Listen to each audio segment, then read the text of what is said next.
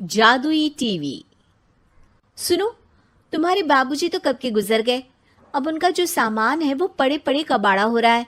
बेच ही दो, कुछ पैसे आ जाएंगी। बात तो सही है। अगले संडे फुर्सत में यही करेंगे। अगले संडे रोहित सारा सामान कबाड़ी को घर बुला के दे देता है। तभी उसकी नजर बाबूजी की पुरानी टीवी पर जाती है, जो इतने सालों तक कूड़े में पड़ी थी, फिर भी चमचमा रही थी।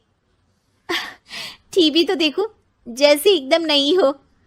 हाँ, बाबूजी को टीवी देखना बहुत पसंद था। उनका सपना था कि वो टीवी पे आए।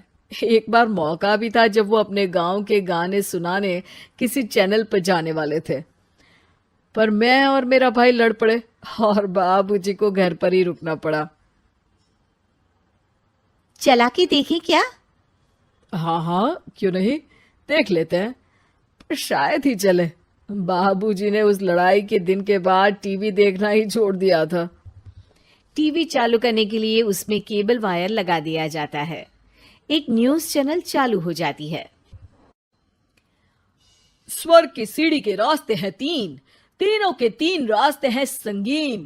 पहला रास्ता है सांप की बीन, दूसरा रास्ता घर में बिछा कालीन, तीसरा रास्ता कलकत्ता से चीन। ये क्या बकवास खबर है, कुछ अच्छा लगा दो। अरे आप बोलो तो सही, कोई अच्छी खबर सुना देता हूं। मेरा तो काम ही खबर देना है। अरे बाप रे, टीवी बात कर रही है। हाँ, ये न्यूज वाला मुझसे। हाँ हाँ, आपसे ही तो बात करूंगा ना, आपके घर में हूं तो। अरे ये सपना है क्या? तुम हमसे बात नहीं कर सकते? अरे सपना नहीं भाई साहब, ये टीवी जादुई टीवी है। बोलो, क्या खबर सुननी है, वरना ब्रेक लेने का टाइम आ जाएगा। सुप्रिया घबरा के टीवी बंद कर देती है। वो क्या था? अरे एक बार और चालू करके देखे, फिर से बात करेगा तो चैनल बदल देंगे। सुप्रिया फिर टीवी चालू कर देती है। अरे ऐसा कोई मुंह पे टीवी बंद करके जाता है क्या? मुझे बुरा लगा आपका नेचर। चाय पानी तो पूछो। सुप्रिया टीवी के बटन से चैनल बदल देती है। अब टीवी पर एक फिल्म चल रही है। अरे ये तो सूर्यवंशम है ना?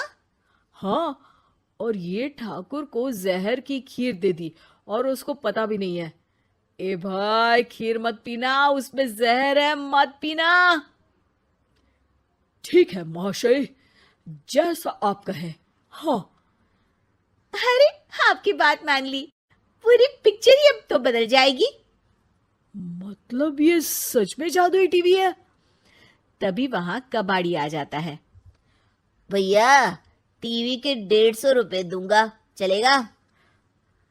अरे 1.5 करोड़ में भी ना दे तुमको ये टीवी हम। अरे 1.5 करोड़ खरीदने को होते तो तुम्हारे घर में ये पानी चाय नहीं पीता, अंबानी या टाटा के घर बैठा कोल्ड कॉफी पीता।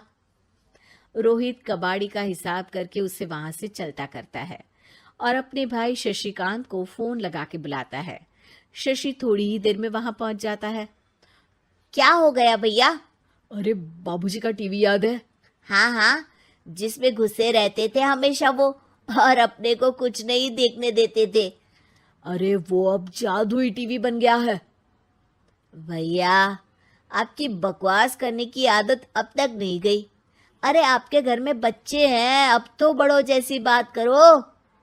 रोहित जाके टीवी चालू कर देता है। टीवी पर एक जादू का शो हो रहा है जिसमें एक जादूगर है।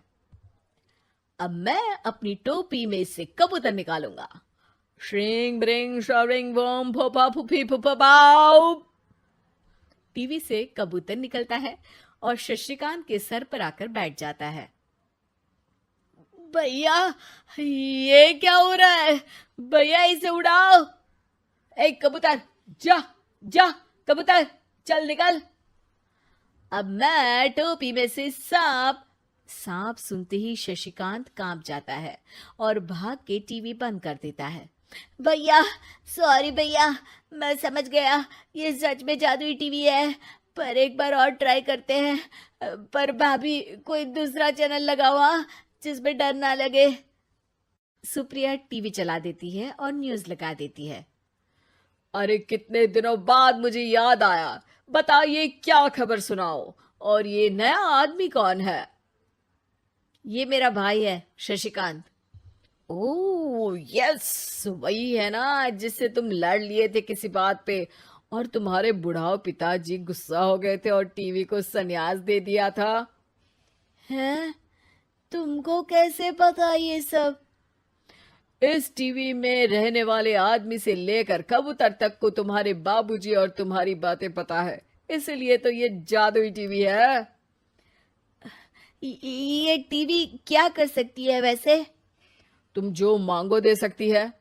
कहानी बदल सकते हो, खबर बदल सकते हो, कोई चीज मांग सकते हो। अरे भैया, ये टीवी मैं लेके जा रहा हूँ। बाबूजी का लाडला तो मैं ही था ना। अरे ऐसे कैसे?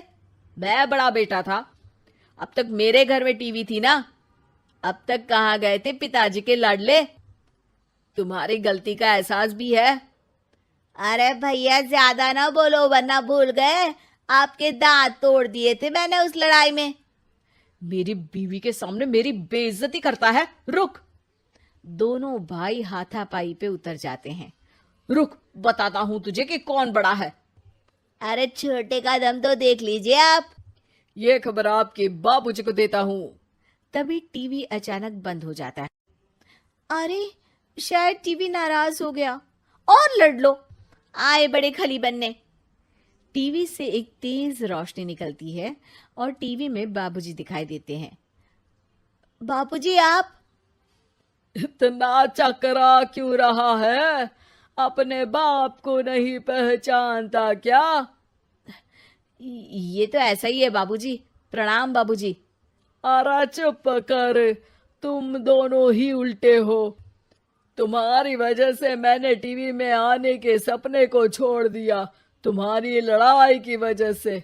और तो और, जितना मैं अपनी बीवी को नहीं देखता था उतना टीवी को देखता था, वो भी छोड़ दिया तुम दोनों की लड़ाई की वजह से।